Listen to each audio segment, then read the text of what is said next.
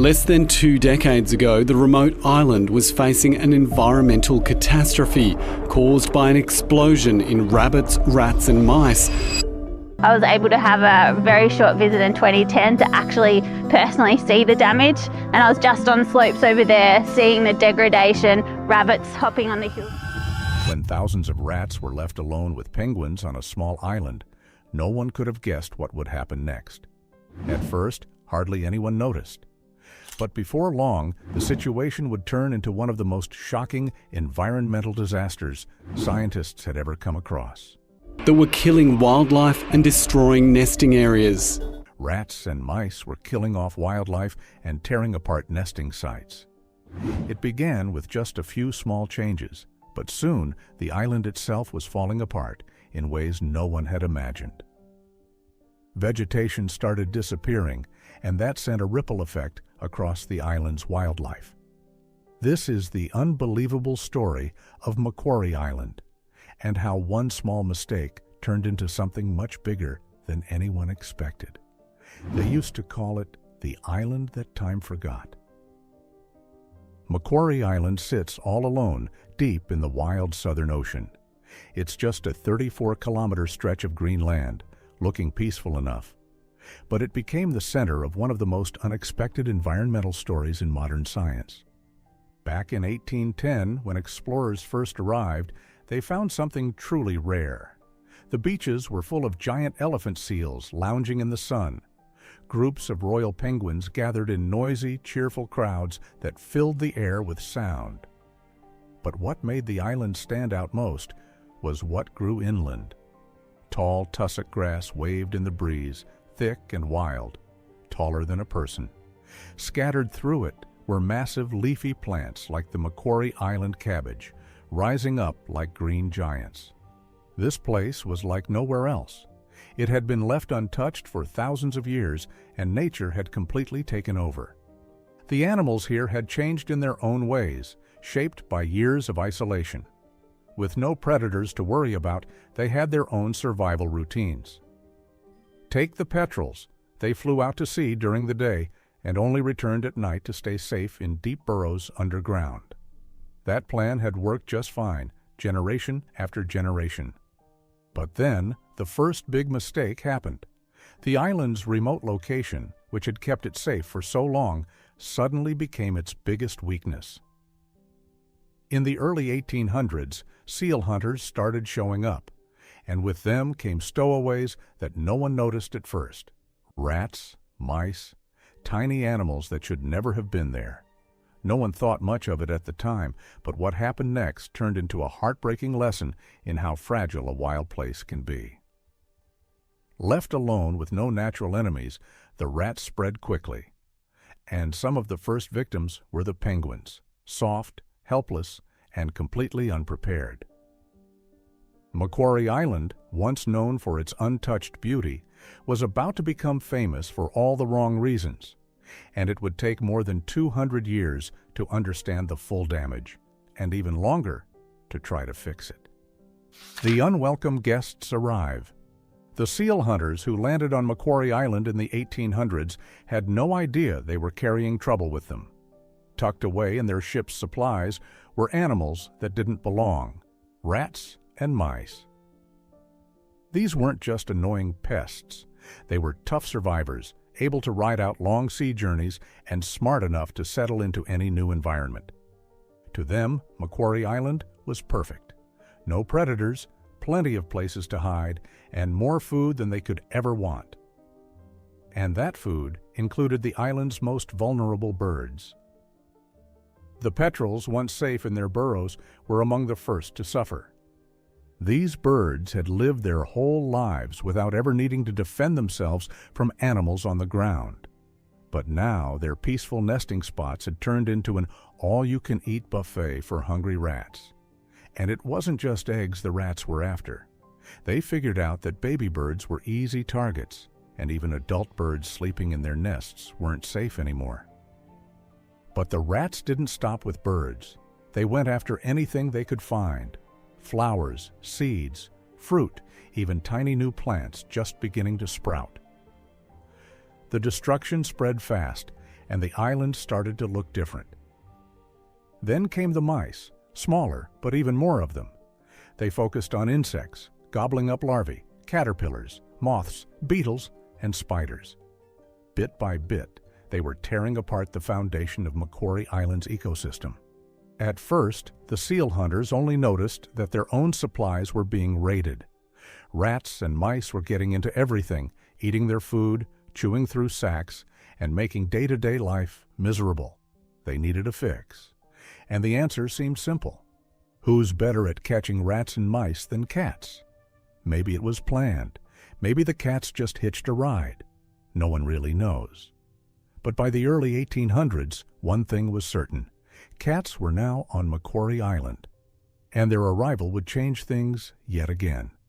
Now, in a small space, the island held thousands of rats, countless mice, roaming cats, and native penguins.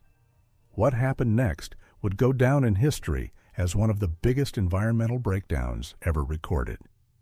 When solutions become problems, the cats were supposed to fix it all. They were brought in to hunt the rats and mice that were taking over the island. Seemed like a smart plan. After all, cats are natural hunters, and rodents are usually their thing. For a while, it even looked like it might work. But there was one big problem. On this island, where birds had never faced land predators, the cats found much easier meals. Instead of going after the rats, they turned to the seabirds. These birds had never learned to run or hide from danger. They didn't know how to protect themselves. They just sat still. And the cats didn't just hunt when they were hungry. They hunted constantly, even when they didn't need to. It became a full-blown spree. An estimated 60,000 seabirds were killed every single year. That's more than 160 birds, gone every single day. Species that had lived on Macquarie Island for generations started vanishing. The Macquarie Island rail, a small flightless bird, didn't stand a chance. Gone.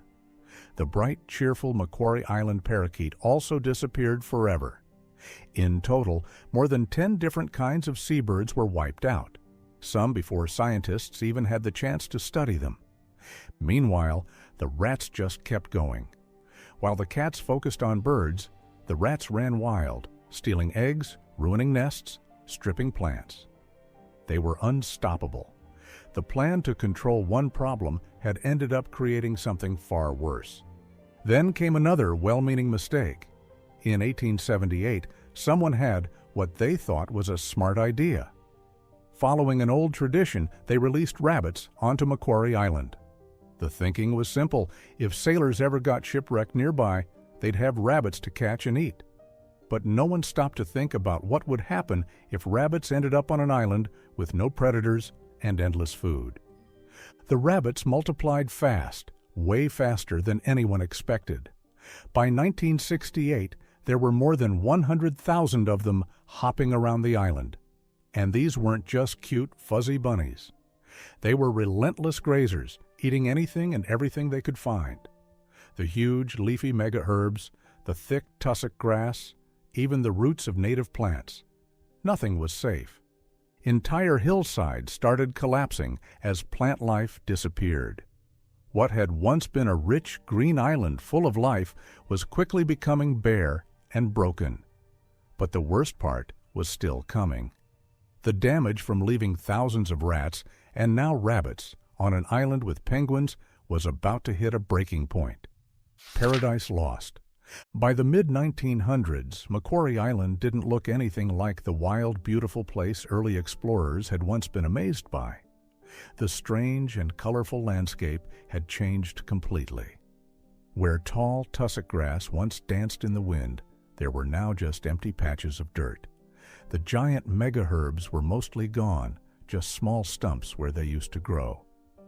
The transformation was hard to believe.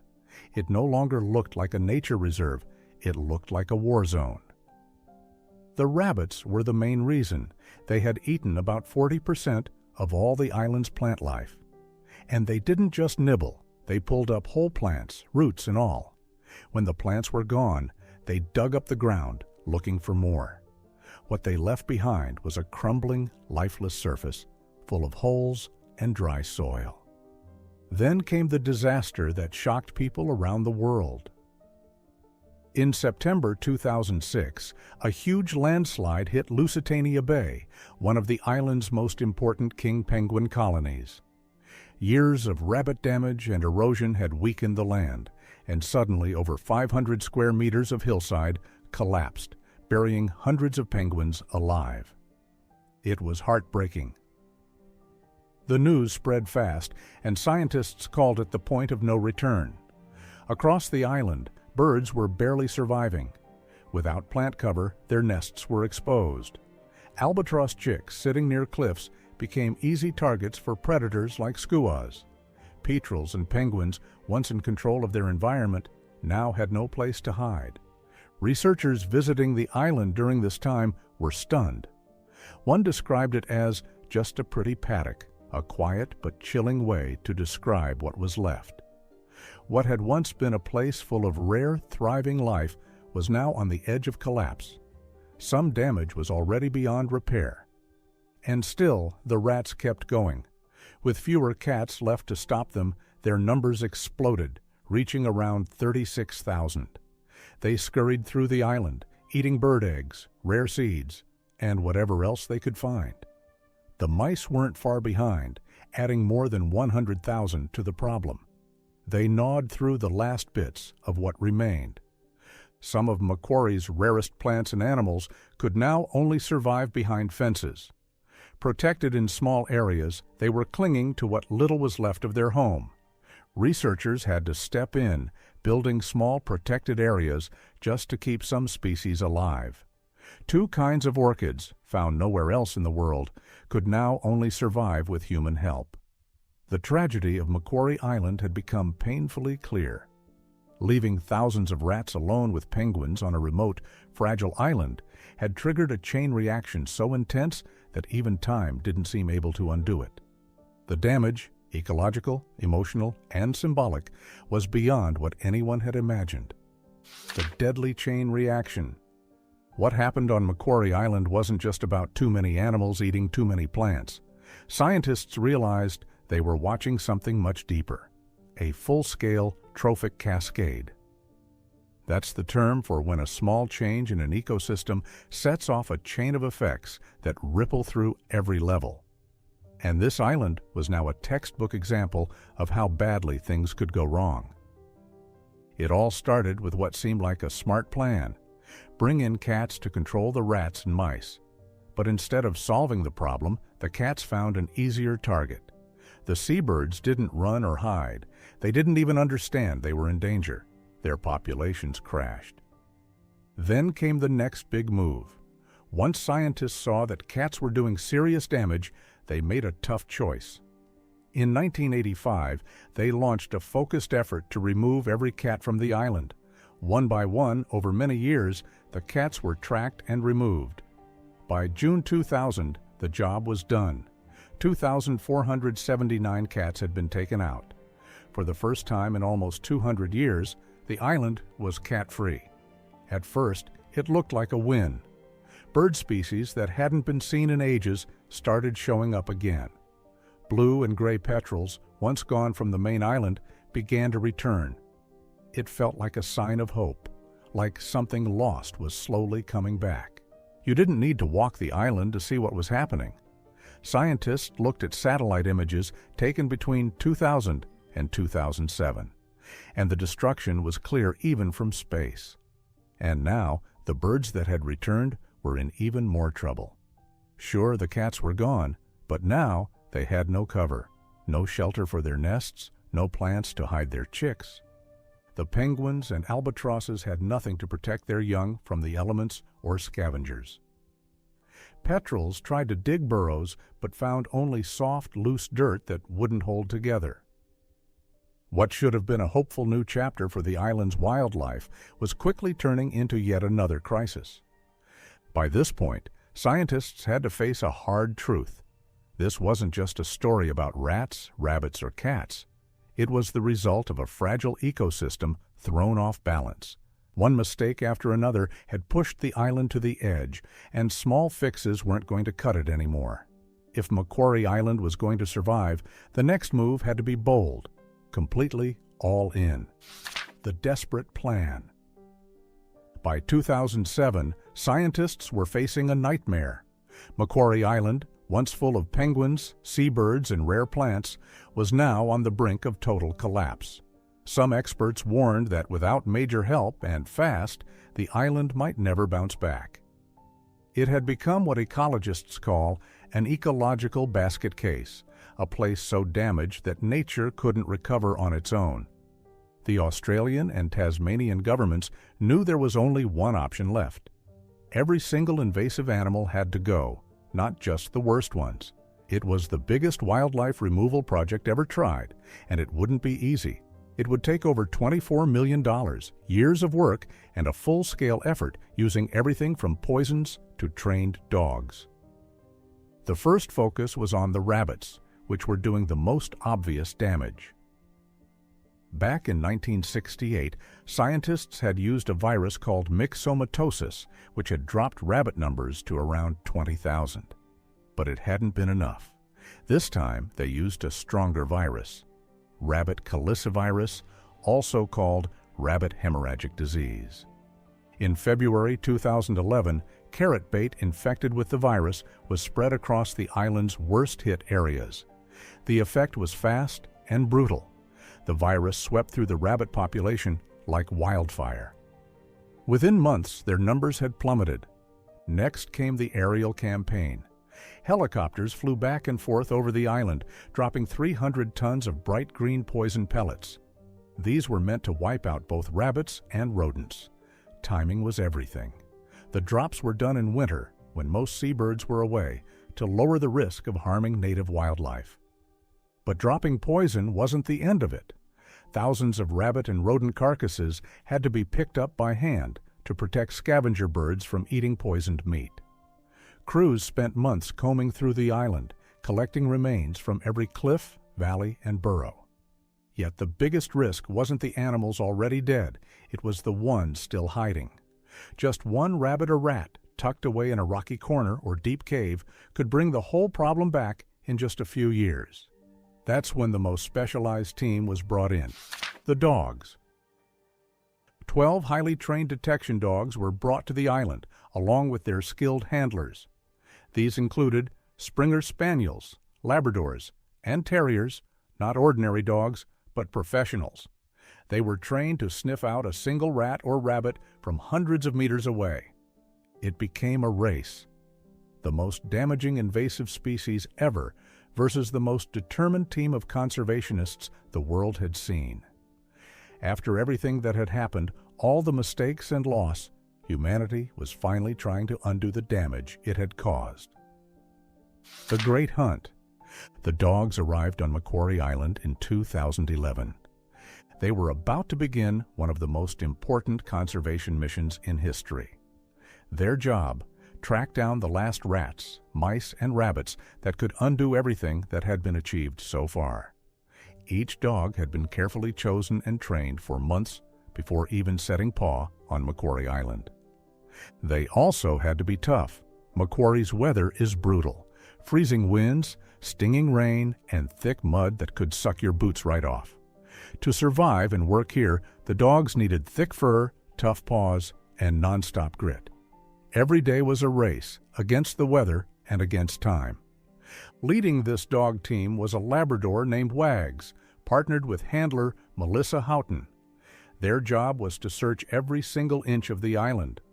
Over time, the team covered more than 90,000 kilometers on foot. That's like walking around the Earth twice. But Macquarie Island didn't make it easy.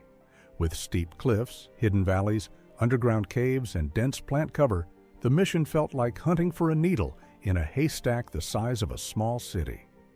That's when the dogs' incredible noses came in. They could smell rat droppings that were weeks old, detect the faint scent of a mouse that had passed by hours earlier, or follow the trail of a rabbit right to its hiding place. Every day, the teams climbed rocks, crawled through grass, and explored caves, chasing down the tiniest whiff of scent. Then came the moment that changed everything. In late 2011, Wags made a discovery that would go down in conservation history. Deep in a remote part of the island, she found the last rabbit family, a mother and her babies. It was thrilling and terrifying all at once. Thrilling because it proved the dogs could find even the most well-hidden animals. Terrifying because if that one family had gone undetected for so long, it meant others might be out there too. The message was clear. The mission wasn't done yet. The search ramped up. More dogs were brought in, and teams worked day and night. Every scent found was treated like a major lead. Every area cleared was marked safe. Slowly but surely, the net tightened around the last survivors. By 2013, no signs of rats, mice, or rabbits had turned up in months, but no one was ready to celebrate just yet. The island had taught too many hard lessons. To be safe, 3 more dogs were flown in, and the search continued. The risks were just too high to stop early. Everything, the poison drops, the viruses, the long hunts, and all the heartbreak, had led to this final stretch. The damage caused by leaving thousands of rats with penguins on a fragile island had almost destroyed it. But now, for the first time in a long time, there was real hope. The moment of truth. On April 8, 2014, history was made. After 7 years of the most intense wildlife eradication project ever attempted, Macquarie Island was officially declared pest-free for the first time in over 200 years. Not one rat, not one mouse, not one rabbit remained. The announcement came only after a strict 2-year waiting period with 0 sightings. It wasn't just guesswork, it was based on the most thorough search ever done. The dogs had checked every last corner, and sensitive monitoring tools were spread all over the island. But declaring success was only the beginning. Now the real challenge was ahead. Could the island actually recover after nearly 2 centuries of destruction? Scientists honestly didn't know what to expect. Some environments never bounce back, even after the problem is gone. But then, something amazing happened, and it didn't come from a research paper. It started in the soil. Plants that had only survived behind fences suddenly started sprouting in the wild. Seeds that had been buried for decades, some maybe even longer, began to grow again. It was like watching a desert bloom after a long-awaited rain. Melissa Houghton, the dog handler who helped find the last rabbits, decided to stay. She became a scientist so she could witness the recovery firsthand. The place people had once called just a pretty paddock was coming back to life, and it felt wild again, even magical. Tussock grass returned, shooting up so tall it towered over people's heads. The huge mega-herbs that had once defined the island began to spread again, reclaiming their space. Within a few short years, some areas looked nothing like the dry, damaged land they had been. But it wasn't just the plants. The birds came back even faster. Species that had barely been hanging on began nesting again. White-headed petrels, nearly gone by 2001, saw their numbers grow quickly. Blue petrels and gray petrels, completely missing from the main island for years, returned and started building new colonies. It wasn't just a comeback, it was a full-on rebirth. And that sparked something else, a natural chain reaction that made everything stronger. Scientists call it a positive feedback loop. As more birds came back to nest, they brought something crucial with them: fertilizer. Bird droppings added nutrients to the soil, which made plants grow faster and bigger. Bigger plants created more shelter for nests. More shelter meant more birds came back. It was a perfect cycle, and it all worked together. The shocking results revealed. 10 years after Macquarie Island was officially declared pest-free, scientists came back to measure how far it had come. And what they found left them stunned.